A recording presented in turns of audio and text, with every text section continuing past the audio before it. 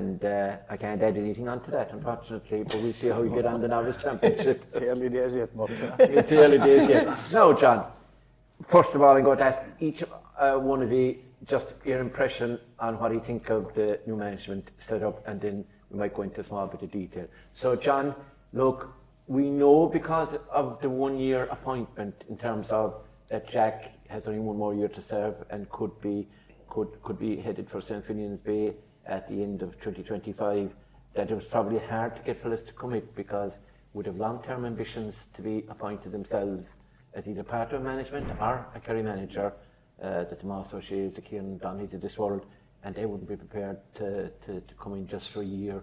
So with those kind of restrictions on him, what do you think of the management? I think it's there's a few interesting selections there. First of all, I suppose Cian O'Neill coming back. I suppose, first of all, Mort, when you lose, especially in Kerry, there's always people talk about change. And when Jack was reshuffling, obviously it is a freshness. And as you said, 1 year. Now, depending on how the year goes, maybe there will be an extension, who knows. But Cian O'Neill, Aidan McAlpin, James Costello, you know, Aidan as a player, and James, with his experience, both as a player and the minor manager, would know a lot of the players. And I suppose, you know, the performance, they've changed the titles.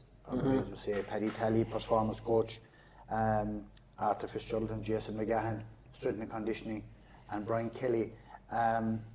It's fresh, it's new, and I suppose the big question that people are asking, we'll probably discuss it here, is, are the players out there?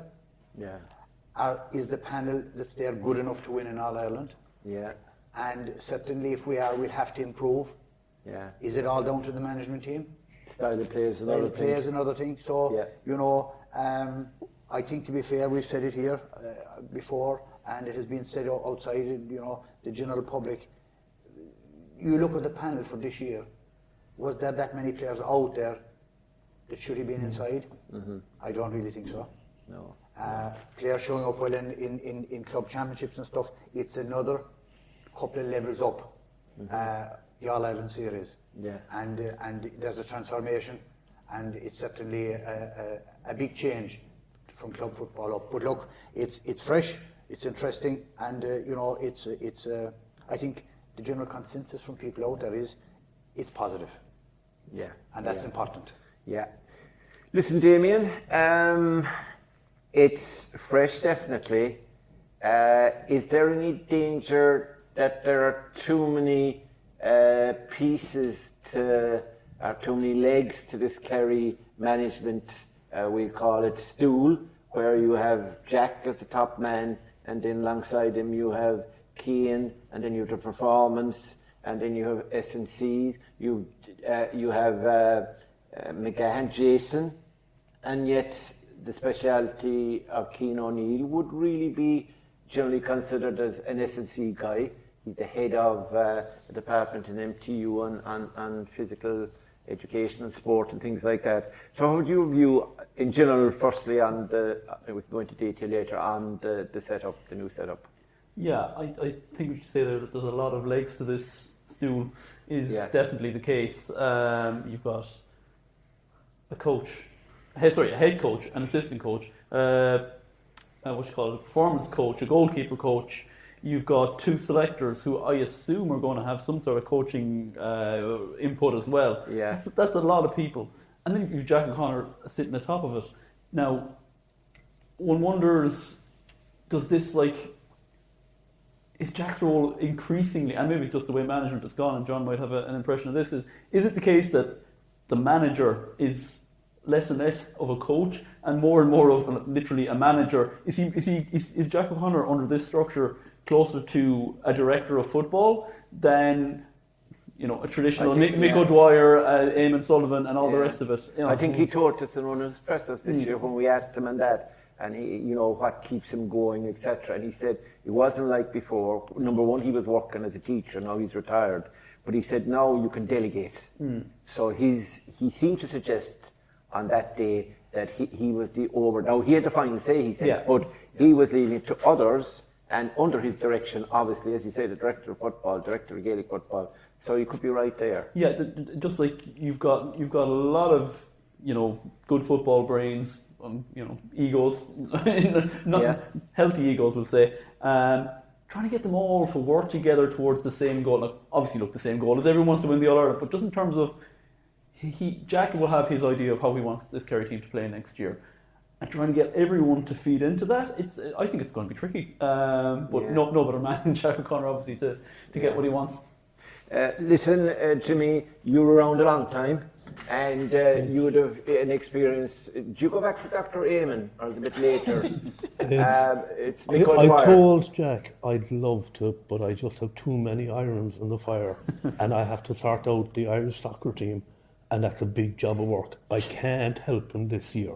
Yes. Pick up the phone anytime you want, I'll take the call, but I can't be there at the sessions. If he That's watches just this, how it is. If he watches this podcast, your chances of being even Well, allowed no. in the room at the presser will be gone by the time I'm finished with you. Anyhow, what do you think of it, Jimmy?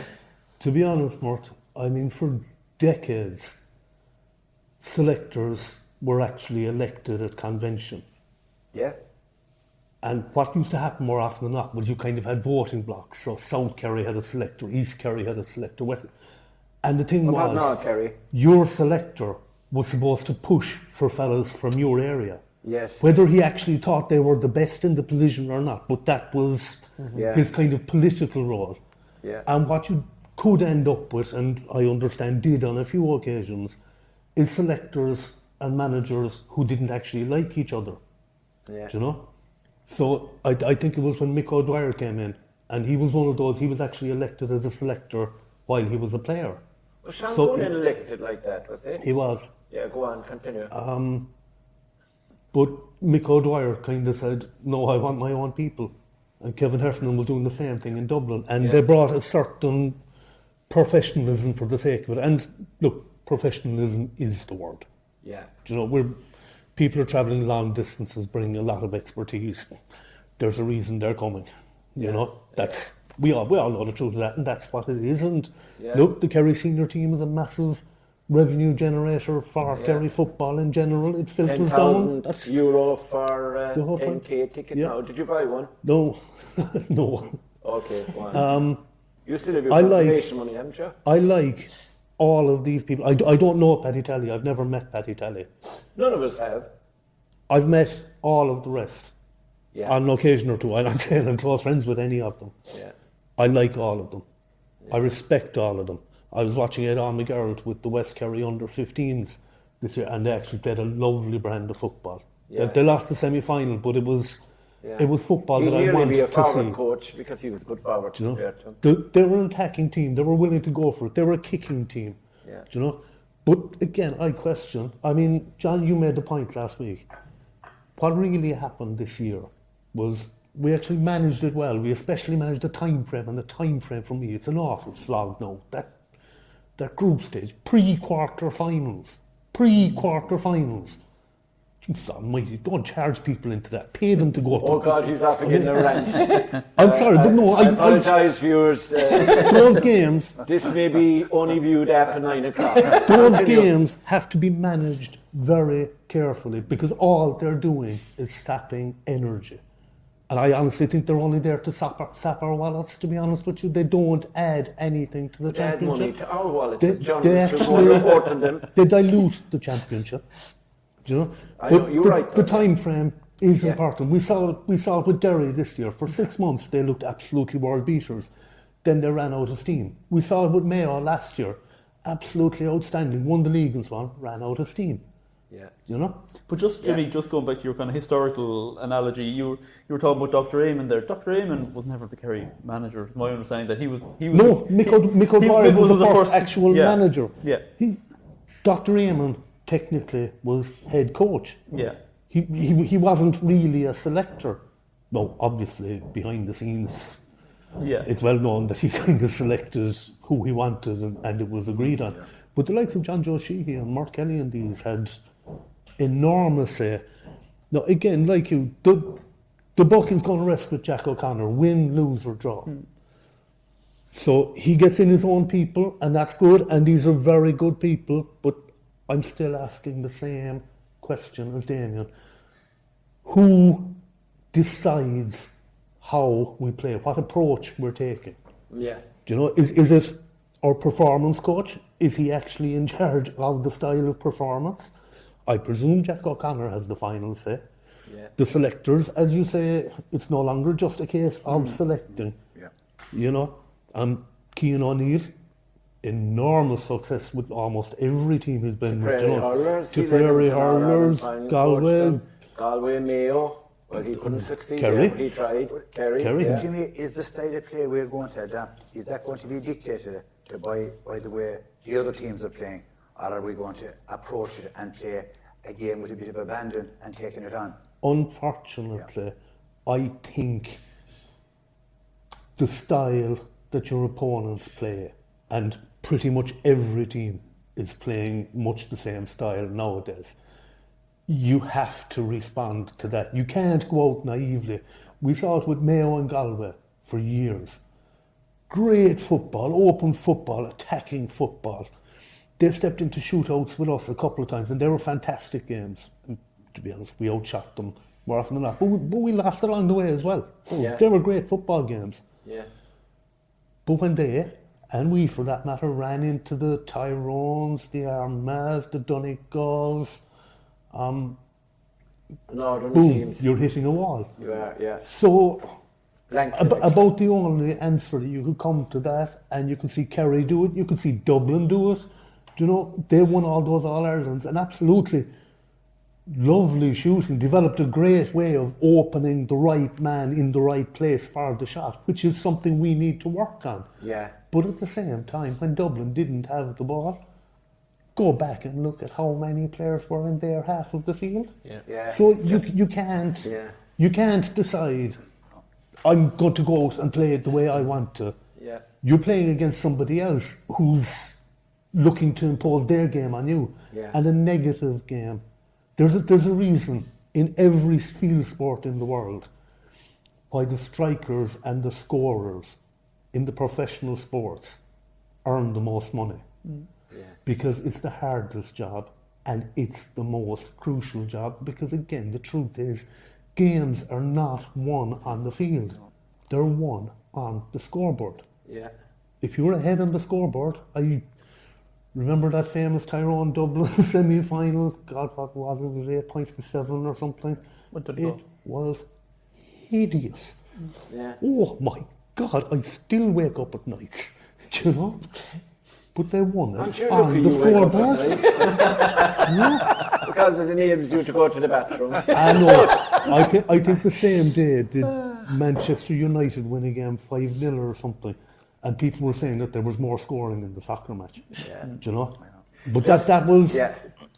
that's the style. That's right, Jimmy. That's brilliant, last Jimmy. year's You can now inter-county leave football. because you have said enough for the rest of the thing. But no, All right, you're but spot here, on though. Brian Kelly, goalkeeping coach, great goalkeeper, Yeah. good coach, good at dealing with young players. I've seen him with Legion. Yeah. I have no doubt, and that's a specialist role, and I'm sure that's what he does. He's very Jason close, Kerry, McGahan, though. Arthur Fitzgerald, Cian O'Neill, as you say, has a very strong background in that. Who's ultimately responsible?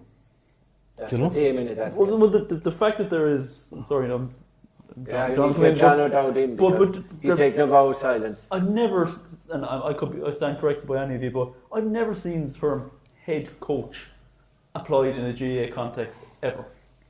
So how, John can answer this, how significant do you think that the use of that terminology is? Well, I think by using head coach, it just implies that he's on a higher level than the rest of the coaches. Simple. He's the head of the coaching. So he decides what goes in a coaching perspective. How that works with the management, the selectors, the performance coach, the assistant coach, only time will tell. But as Damian says, it does give an extra layer of authority. It does give an extra I will layer. work wisdom and that to me quickly. I mean, Your head cook and water washer at home. I remember applying for jobs in hotels And if you were badly stuck for something on the CV, Yeah. you were a project manager. I'd be 16 years old and I'd be hoping to be washing pots and pans in the kitchen. But if you say project manager, oh, what's your project? Well, it's actually emptying the waste bin once a day. It's a project. Yeah. Okay? So, head coach, performance coach, manager, is there clear lines drawn? Here's why I'm bringing you in. Here's why I'm bringing I you presume, in. Jimmy, that conversation has been held. Yeah, yeah. Plus the fact was that you lost a lot of jobs in hotels. So you were neither a good head porter or a garbage manager. That was because I kept robbing the tips, Mort. That's an entirely separate I have a thing. question for John. Right, John, you attended a lot of, we both did, and a lot of the lads here did, except probably John, because he was selling fireplaces. But we attended Jack's pressers, and one thing he said, Tony Lean from the Irish Examiner would constantly ask him about the style of play, and why aren't we doing, and he kind of got half cross or cranky, whatever the word is used with Jack, one day and said, well, if anybody around the football world, or around Kerry, around anywhere, think that we can go gung-ho like we did in the 70s and 80s and 90s and 90s at an opposition with the way teams are setting up now, they're away with, they're in Cloud Cuckooland. It can't be done. And the other thing was, do you think that the fact that there is possibility, I think they're called adjustments right now, they can't be called new rules, but if the 2 point outside the 45-metre barrier, whatever it is going to be, a circle, and the 3 against 3 at the back, if those little changes are adopted and they be played National League, etc., that could change things as regards style, couldn't it? Not? I think there's an element of truth in what a couple of people have said already around the table. John mentioning about should Kerry impose their style of play, Jimmy saying that you can't naively do exactly what you want depending on what the opposition are doing. I think it's about getting the balance right. Yeah. And I think it's fair to say, and maybe it's something Jack might even admit to us if he did talk to us this very minute. Did we get the balance right this year, or did it go too much the other way of playing the same as the opposition that we were up against? I think, obviously, we can't go gung-ho, hell for leather and naively lose matches by being caught on the turnovers and the counter-attack. But as any group of players and any group of management, you have to get the best out of your best players. Did the style of play that Kerry played with this year, did it get the best out of our best players? No. And I think you have to say, honestly, that the answer is no. Yeah. And if the end doesn't justify the means, okay, if we win the All-Ireland, nobody will care if our best players were the best players, or who got the scores, or who had a good year, or who had a bad year.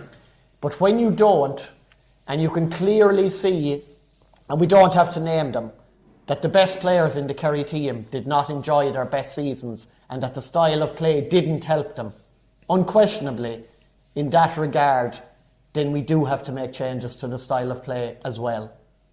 Yeah.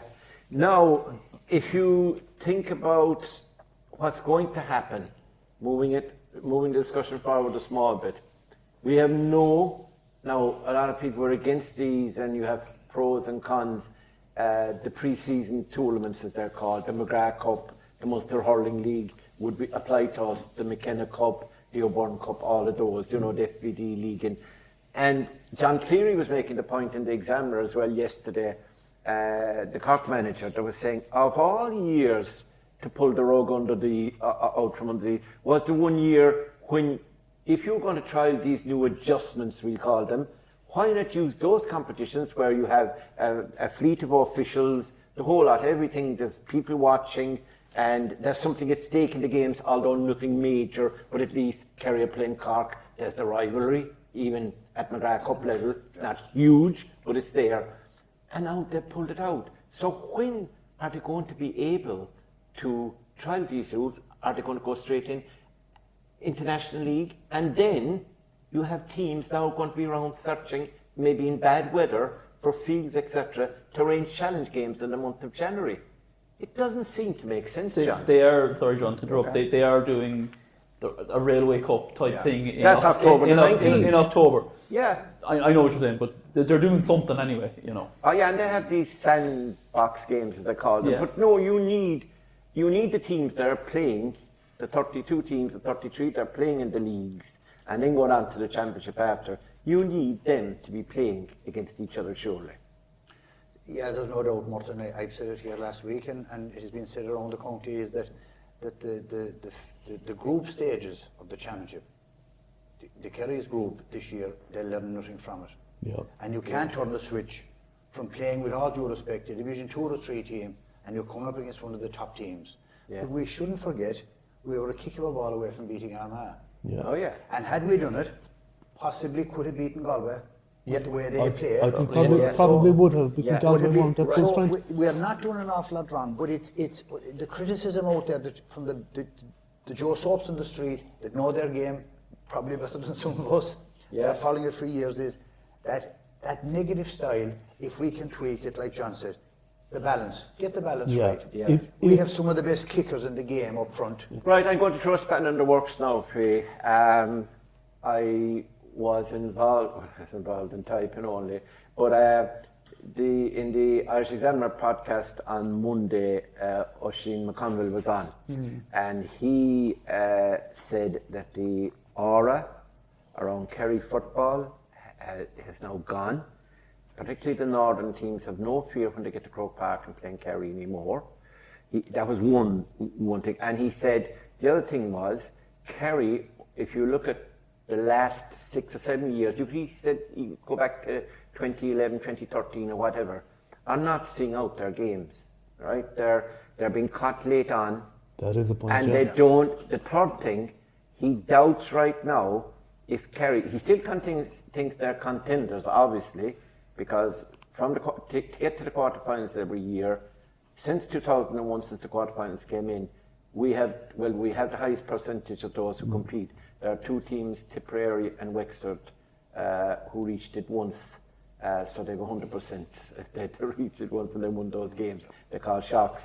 But we have we have won something like, we have 86%. We have 17 out of 21. We only lost one, the draw game, the very first one was the draw in Thurles, etc. But anyway, and he was saying that we don't have bar Killian Burke, who this year came on the bench, and if you looked at Oisin O'Neill coming on and Soupy Campbell, they were kept back. Kerry, he said, doesn't have, despite their minor success, 5 in a row, under 20s doing well, and the minors doing well in recent years, reaching All Ireland finals, semi-finals. Where are the players? Is it Australia? Is it they're just not good enough as they get older? But if we are to be successful under this management team, our renal management team, and as you say, get the balance right between attacking football and being, clever defensively, have we got the talent? Have we got the players? It can't all be down to management. No, it's not at all down to management. This is kind of good for the goose, good for the gander, but I really do think the under-21 championship is a huge loss. And the under-18 minor is a huge loss. Agreed.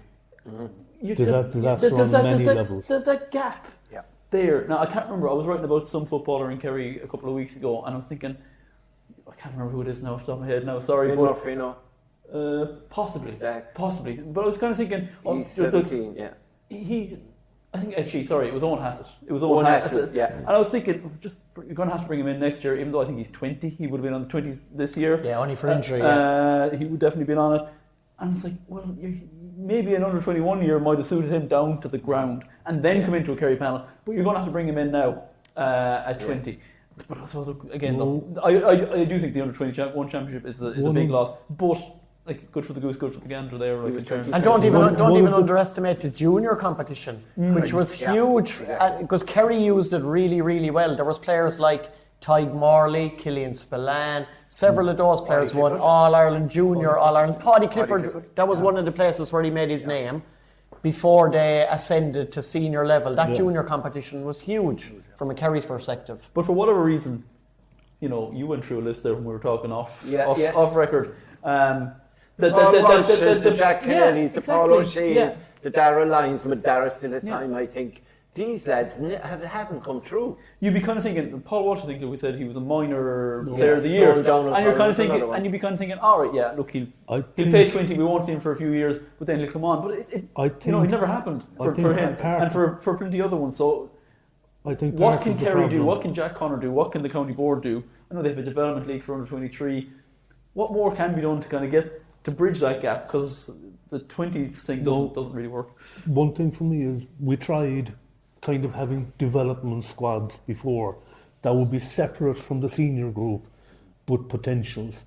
But what was happening was clubs were understandably being driven wild because their players were being held for them. Absolutely, for development squads. Yeah. And the amount of players that were held, the split season is not a bad thing because prior to that, lads were being held from, I remember Sean O'Shea being held from county under 21 final. Yeah. Do you know? We had this year, to be on the Armin bench. Heinrich wasn't allowed to play with Stacks. Yeah. Joey Nagel was in the final. Neither was allowed to play, I think, in the semi-final. But certainly Heinrich wasn't. And like Heinrich, he's not a regular on the Kerry senior team yet. No, he should have been allowed to play his own age group. want lads like that held from actually playing games. It's the games that you enjoy, and it's the games that'll test you and make you better. And I don't think it's any harm for a developing footballer to go out there and play different kinds of football. Right, One day you're dealing with a fellow who's 6'3" but slow. Next day you're on a fellow who's 5'4" but lightning. You're dealing with a fellow who kicks off his left leg. You're dealing with a basketballer. You're getting screened all the time. You're learning different things off all of these. Do you know? So I think that's actually good. I'm not sure is the closed, high pressure. I mentioned last week about the whole us against the world attitude that a lot of inter-county teams try to develop to form a band. I think it's unhealthy. I don't think. I think when you're shutting out the world, sometimes you're shutting out voices that can actually help you and bring you along. I don't think it's good long term. A final point that Oisin McConville, we'll finish off in this now. Another point that Oisin McConville brought out, which I thought was interesting. He said if you look at the current Kerry team, he figured out that for 1 year, Tyke Morley sitting in that pocket was, a genius move. Absolutely. It was a great move. Stopped the lads coming through the middle. We stopped conceding goals, etc. But he said now he's found out, so people go around him. There's various ways of doing it. Opposing coaches. A year later, every team was putting a man directly on Tyke Morley, it happened in so Kerry that he as well. couldn't do that shield role. Absolutely. This year, a lot of teams were learning to put a man in front of Paddy Clifford. Don't let him start the run at you. Yeah. If you can stop that just for a few seconds, your defensive structure locks into but place. So teams are learning all the his time. point was, that Tyke now is in a role that, will have to be redefined. And then he was saying that as regards man markers, he figured out that Jason Foley was a good man marker because of his pace, height, etc. And he thought Brian O'Bleek had a very good year. He's a very good man marker. He rated him. He said some of the other defenders didn't have good years. He thought our midfield was okay, but it didn't have a good year. And then he thought we just failed up front because we weren't getting the ball and because David Clifford, he said leaving David Clifford inside to be mugged by 2 or 3 players and manhandled is not going to work. It's unfair to him. He's got everything in football, but it's not doing the team any good. So Kerry would have to redefine all those things he was thinking. Has he a point?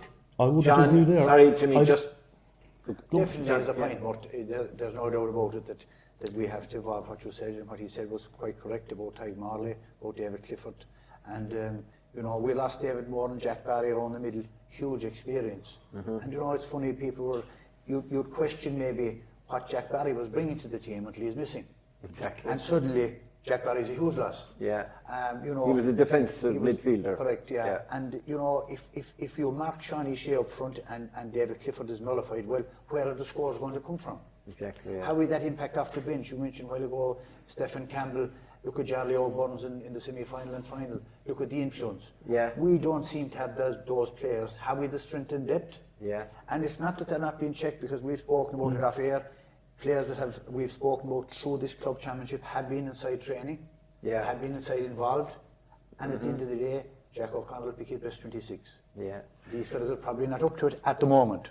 Yeah, Damian, I'm hearing the latest on Killian Burke, which could be very good news for Kerry, by the way. The latest appears to be in Killian Burke. He may go, he's got surgery in his knee, okay? He's not available for mid-Kerry as far as I know. He went to Santry, got the operation done, so he's sorted. And he's going to go to Australia for a month, for a holiday, which he's quite entitled to do. He wanted to go to Australia anyway. But that he's put back his Australian, we'll say, rules, ambitions for 12 months. So that means that Jack and Kerry are going to have him for 2025, for the coming year. That's what I'm hearing.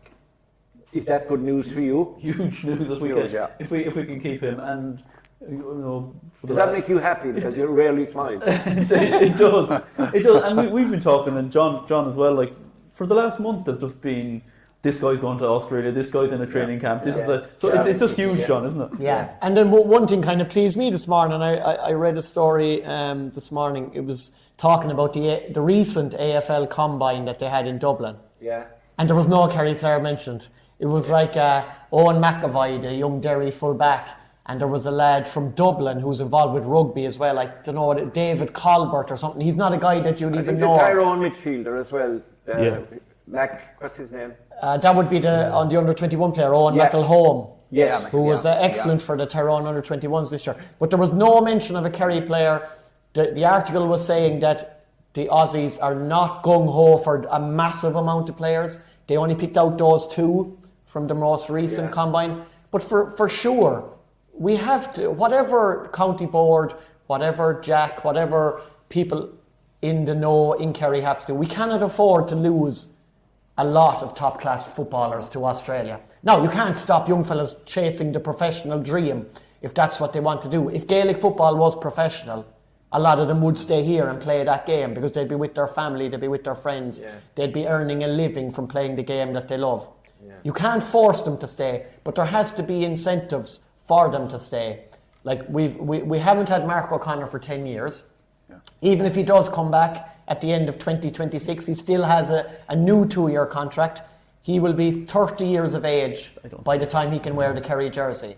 And at the moment, he's after 2 operations this week on his knee and his wrist. And 10 years of professional football is a lot different to 10 years. I know they train hard and all the rest of it with Kerry, but it's not the same thing, is it? No, it's not the same thing. And Rob Monaghan has done 1 season over in the Carlton Blues. Yeah. There is no doubt in the world, but Rob Monaghan would have been in the Kerry senior panel this year, without a shadow of a doubt. Yeah. If Charlie Keating decides to go at the end of this year, there's no doubt that he would be in the mix for the Kerry panel in 2025. There are other names, younger names. We've all heard them being mentioned. Tomas Kennedy, Ben Murphy. There are other players that understandably professional codes will have their eyes on because they have the height, they have the physique, they're athletes, they fit in to whatever sport they will pursue. Yeah. So you can understand why scouts in various sports might be looking at athletes like that. But we cannot afford to lose that kind of talent because John is spot on. Like Jack O'Connor, in fairness to him, he does have his finger on the pulse as regards the players that are around the county. And John said, were there a massive amount of players not involved with Kerry this year that should have been involved? There weren't. No, that's true. No. Listen, a question for Jimmy here to finish this up. Because Jimmy is an expert historian and all this, but this is history. Can you tell me who was the last farmer to play for Kerry? Not a clue offhand. Liam Flaherty. Liam O'Flaherty. That was 1997-ish, wasn't it? Yeah. I do remember Tomas O'Shea talking about... Tomas was never a farmer. Damon Breen coming in from plastering. Yeah. And he literally had the plaster. You're after reading my mind, which is very disturbing for me. But it does bring up something for me, and that's modern strength and conditioning. I remember at some stage Did James O'Donoghue win Young Footballer of the Year at 23 2014. years of age, I think? He was 2014. 23. Yeah. Mike O'Doyle of Aston Stacks Yeah. turned 21, I think 1 month before he picked up his 4th All-Ireland medal. All-Ireland senior medal. But you couldn't do that now. Remember, back then, lads were more or less working from the age of 13, 14. Yeah. They were walking Physical or work. cycling everywhere. Yeah. I say everything was done by hand. There was a lot of outdoors because there was damn all to do indoors. So Yeah. You bring up... you could bring in an 18-year-old back then, Yeah. and he would be reasonably close physically to the 25 and Yeah. 26-year-olds Yeah. nowadays. I have a point with to the make in strength and that, Jimmy. conditioning, Yeah. not a hope. And that comes actually Jimmy, to I have the a one point. point as I well. have a point to make in that. I reckon the following occupations you cannot be an inter-county footballer based on the commitment that's to be given and the time, S&C, all that sort of stuff, the time you have to be at training. Farmers, builders, unless you were self-employed, factory workers on night shifts. You can't go on a night shift from 8 to 6 or 9 to 6 or whatever, or work in a hospital thing, and play football. You just can't do it. GPs, if you're a doctor, can you leave your surgery and say, listen, I have football training, die away there in the corner? You can't. Jack Mack is. Or Jack Mack is a doctor, but he's in a hospital and he can arrange his own hours. But I'd say, well, I don't know. And the other I don't one get linked is with our doctors, profession. but I'd say being a hospital doctor is Could harder you than be being a GP. no, this is a far stretch. Could you be a Very footballer as a journalist? I don't think so. No. I think So, he can struggle to do club football, to be honest. Are we drawing from a very, very select pool of fellas who are either teachers, bankers, a soft office job like you had one time, right? And the other thing is there any room for life and living, as David Clifford brought up, and living life, going to a wedding, going to a couple of days holidays midweek?